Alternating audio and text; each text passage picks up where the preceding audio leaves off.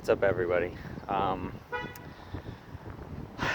just think this is important enough for me to make a video on this as my view on the George Floyd protests and everything, and just to tell you my perspective, where I'm coming from on this is, I would consider myself mostly libertarian, and I agree with those in the libertarian sort of media like Rand Paul and Tucker Carlson, people like that, on the majority of things, right?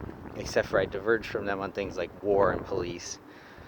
So I want to give my take on that. I think it's important. So the easiest way for me to look at this is from a civil liberties and constitutional perspective. And that is, the police are not constitutional. The police were never laid out in the Constitution. They were actually prohibited by the Constitution as a standing army, as a force that stands in the United States as rulers, right? And police are rulers of us. They're not public servants. That's just not what they are. What they are is rulers, and they work on the behest of those in power. Okay. And they are immune from law. And how are they immune? Because prosecutors don't want to prosecute them.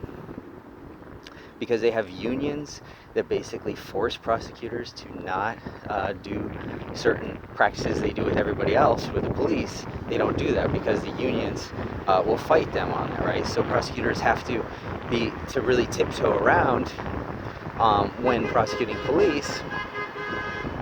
So that what that means is that police have more rights than everybody else. Okay, they're the rulers. They're the ruling class. They're not the ruling class. They're the peons. They're the brutes, right? So they're not the ruling class, but they're the rulers, right? So that's why the Constitution specifically says that organizations like the police should not exist, and they didn't exist. They didn't exist until around 1830. And the majority of the police got started actually as a force to prevent runaway slaves. So even from the very beginning, the police were an organization built on slavery, which is obviously racism. So to think that it could escape, how something starts is how something finishes. To think that it could escape how it started like that is really naive to think. So, yes, is there racism in the police? Absolutely. Is there anti-poor people in the police? Absolutely. Is there anti-other minorities in the police? Absolutely. Anti-homeless in the police? Absolutely. The point is that the Founding Fathers knew that if you put any group or class of people above others with more rights, with more authority, with more weapons and the like, that what's going to happen is that oppression is going to necessarily happen. Even if there's mostly good apples, it doesn't matter, because the Founding Fathers knew that you give people power over other humans, they're going to abuse that. Even if they're good people, even if the majority are good, even if all of them are even good, they will be corrupted, because that is human nature. And that's why the Founding Fathers knew that there is no ruling class over people. And I hear a lot, even with Rand Paul saying recently that Americans are guaranteed these rights, against FISA or whatever, and that, if you want to spy on foreign people, that's fine, but you can't spy on Americans. That also goes directly against the Constitution and the Declaration of Independence. Is that the Bill of Rights is not what gives you rights. The Constitution is not what grants you rights. It's that the Constitution and Bill of Rights is simply acknowledging that as a human you have these rights. Whether you believe that's given by God, whether that's given by nature, whether that's given by evolution, whatever you want to believe, we as humans have these rights. Okay? It's not granted to us by a government. It's not granted to us by a constitution. So it's not granted to us by Supreme Court precedents. It's granted by, in the Founding Fathers' view, it's granted by God. So Whether or not there's a Supreme Court precedent that this is law doesn't matter, okay? What's right is what's right, and that's it. So why do I stand in solidarity with George Floyd? I don't see, as a white person, right, as a majority in America, I don't see a white man putting his knee on a black man's neck. While that's obviously what's happening, and while racism obviously plays a part in what happened in that situation, I just see one human being oppressed by another human, and it's horrible. It's absolutely wrong, and should be denounced absolutely.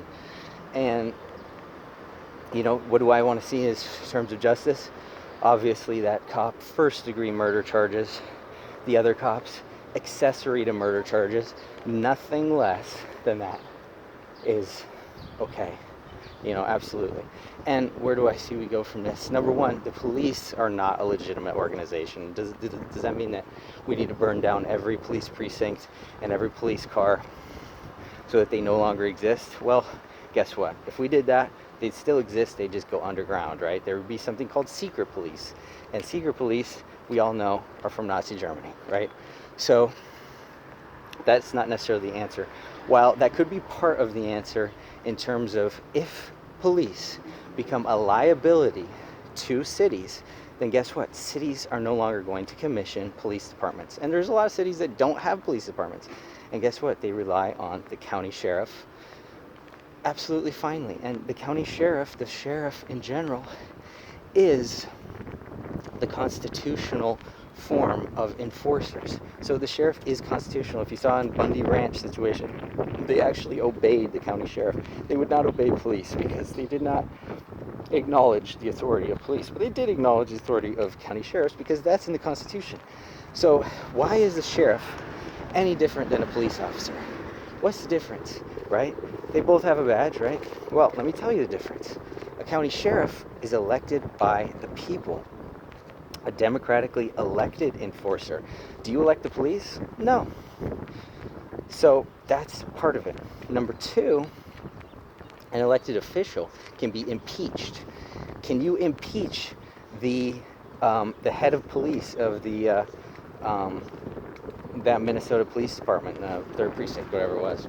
Can you impeach him? Absolutely not. So that's the whole point.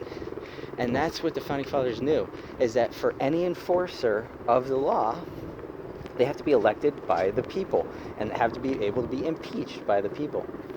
Anything other than that is going to be abused, and even that will be abused. And you know what? There are going to be corrupt sheriffs. Let's say we go all to sheriffs as the constitutional enforcers. There's going to be corrupt sheriffs. But guess what? You can impeach them. You can vote for new sheriffs. You can't do that with police. So that's the main problem that we have with police right now. So, again, I think the solution is twofold. One of that is to make it so that cities find having a police department is a liability. And what we're seeing right now with the rioting, the looting, the fires, all of that, actually will make that a liability. So cities are going to have to be like, is it really worth to have a police department? Number one, we spend half of our municipal budget, all the taxes, half of the taxes, half the local taxes go to police. That plus we're dealing with billions of dollars of property damage. Is it really worth having a police department here? So that's part of the solution, I think. Another part of the solution is the police joining with the protesters. And why do I think that's part of the solution? That's part of the solution because the good police officers out there are actually victims, okay? The good police officers are victims. What are they victims to? They're victims to the culture, okay? There's a 150 IQ push to engineer police officers into being killers. And how do they do that? Number one, they take the most vulnerable of society, people that can't afford college, right? And they tell them, hey, you want to go to college? That's no problem. Join the ROTC and we'll pay for your college. Boom, they join the ROTC, they join the military, right? They do their tour or whatever. They get trained by the military. And so what happens is they get trained into killers from the military. Then they either can stay in the military for life or they can join the police department. And so a lot of them join the police department.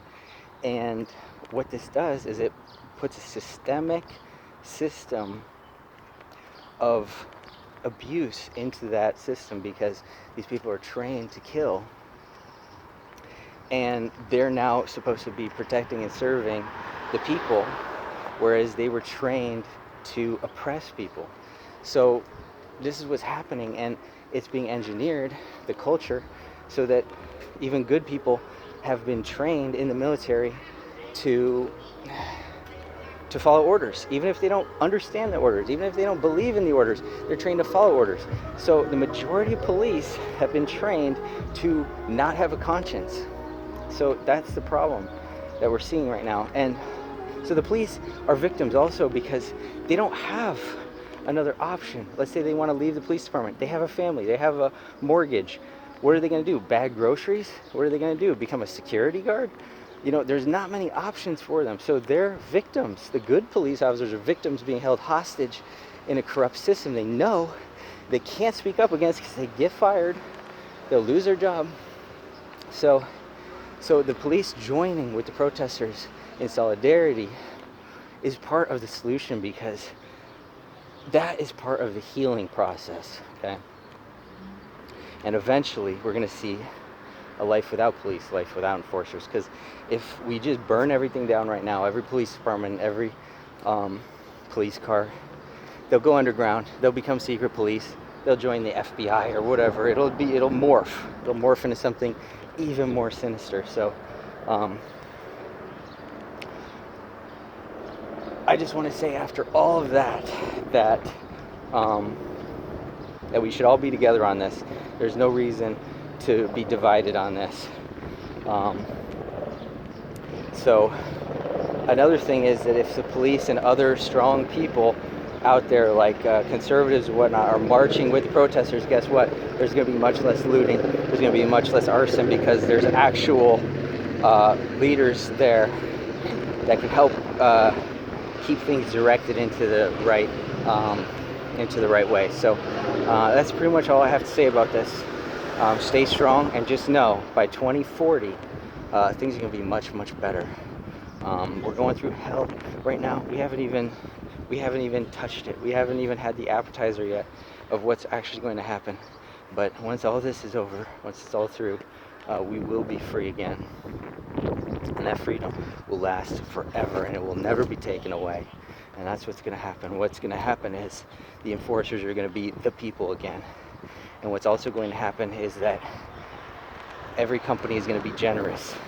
The first step is to have a free menu at fast food restaurants, where you can get a small fry and a small soda absolutely for free. And that's just the beginning. And what's going to happen is free is going to take over, and free is going to be the new norm, and everybody's going to have an abundance, and nobody's going to be lacking anything. So let's hope and pray for that and prepare for that. So thank you.